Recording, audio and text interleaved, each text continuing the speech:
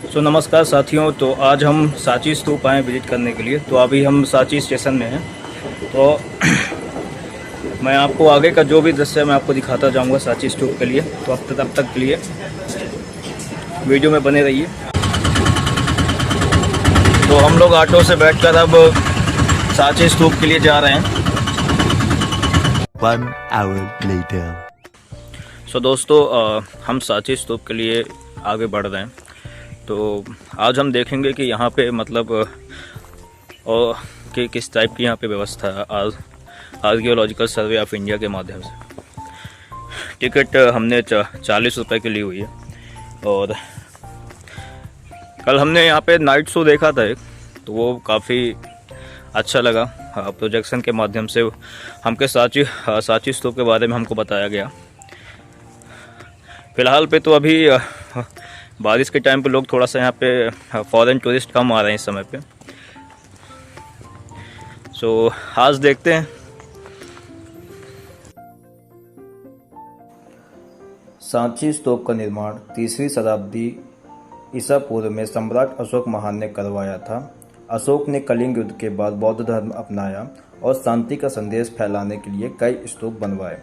सांची स्तूप उन्हीं में से सबसे बड़ा और महत्वपूर्ण है। यह स्तूप बुद्ध के अवशेषों को सुरक्षित रखने के लिए बनाया गया था। सांची स्तूप का वास्तुशिल्प अद्भुत है। यह गोलाकार गुंबद जैसा है जो जीवन और मृत्यु के चक्र को दर्शाता है। इसके चारों ओर बने तोरण द्वार यानी गेटवे 2वीं शताब्दी ईसा पूर्व में शुंग और सातवाहन राजाओं के समय जोड़े गए। इन तोरणों पर बुद्ध के जीवन की घटनाएं और जातक कथाएं उकेरी गईं।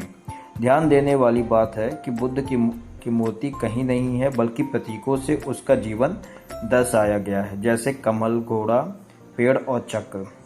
सांची सिर्फ स्तूप नहीं बल्कि बौद्ध धर्म के विकास का साक्षी है। यहाँ अनेक छोटे स्तूप, विहार और स्तंभ भी बने हैं। यही कारण है कि इसे यूनेस्को ने विश्व धरोहर स्थल का दर्जा दिया है। आज भी देश विदेश में से लाखों पर्यटक यहाँ आते हैं और भारत की प्राचीन संस्कृति और कला का अनुभव करते हैं। समय बीतने के बाद यह स्थल धीरे धीरे खंडहर में बदल गया। 19वीं सदी में अंग्रेज अधिकारियों ने इसे दोबारा खोजा और यहाँ खुदाई का काम शुरू हुआ। बाद में भारतीय पुरातत्व सर्वेक्षण ASI ने इसका संरक्षण किया। 1919 में सांची म्यूजियम भी स्थापित हुआ, जहाँ इस परिसर से मूर्तियाँ मिली और अवशेष आज भी सुरक्षित रखे गए हैं। आज सांची स्तूप यूनेस्को विश्व धरोहर स्थल है और हर साल लाखों लोग यहाँ आते हैं। यह सिर्फ एक स्मारक नहीं है, बल्कि शांति और सद्भाव का संदेश है। अगर आपको यह जानकारी अच्छी लगी तो वीडियो को लाइक और शेयर करना ना भूलें। तो ये है अपना सांची स्तूप। तो यहाँ पे हम लोग आज विजिट किए, मतलब इस प्लेस को। इस प्लेस की सबसे खास बात यह है कि यहाँ पे आसपास का जो वातावरण है वो काफ़ी शांतिपूर्ण है और काफ़ी यहाँ पे घूमने में काफ़ी आनंद की अनुभूति हो रही है। तो ये जो प्लेस है ये आर्कियोलॉजिकल सर्वे ऑफ इंडिया के संरक्षण पे रखा गया है। इस पे जो टिकट है उसके 40 रुपये की टिकट है इसकी। तो यहाँ पे एक बार आपको विजिट करना चाहिए और काफ़ी मतलब पीसफुल जगह है। और सम्राट अशोक के शासनकाल के दौरान फिर बाद में यहाँ पे जब उनके आखिरी सम्राट बृहदत्त की जब हत्या हुई तो उसके बाद फिर पुष्यमित्र शुंग जी का शासन, शुंग वंश का शासन आया।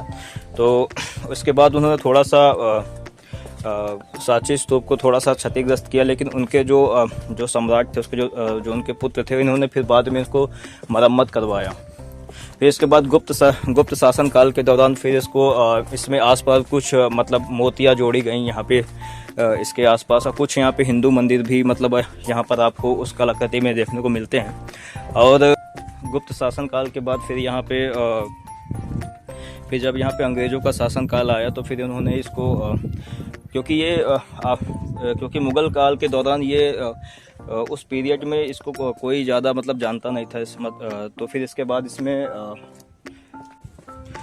तो इसको अंग्रेज़ों के शासनकाल के दौरान इसको फिर से वापस से रिबिल्ड किया गया इसको फिर से। और फिर उसके बाद ये धीरे धीरे मतलब इसको क्या है काफ़ी इसकी मरम्मतें हुई यहाँ पे। बेसिकली यही है कि इसमें गौतम बुद्ध जी के उनके दो शिष्यों की यहाँ पे मतलब इनके जो हड्डियों के अवशेष है यहाँ पे एकत्रित किया गया है। मतलब तो इस कारण से यहाँ पे और अशोक का इस जगह से काफ़ी सम्राट अशोक का काफ़ी लगाव था इस जगह से, क्योंकि उनकी जो पहली पत्नी जो देवी हैं वो इसी विदिशा के आसपास की थी। तो उन्होंने यहाँ पे क्या कहते हैं, उनका पहली बार बौद्ध धर्म से पहला उनको जानकारी यहीं से प्राप्त हुई थी। तो यहाँ पे आज तो ये है सांची का एक शॉर्ट हिस्ट्री। तो कैसा लगा आपको वीडियो गाइस, प्लीज़ आप बताइएगा। Thank you so much.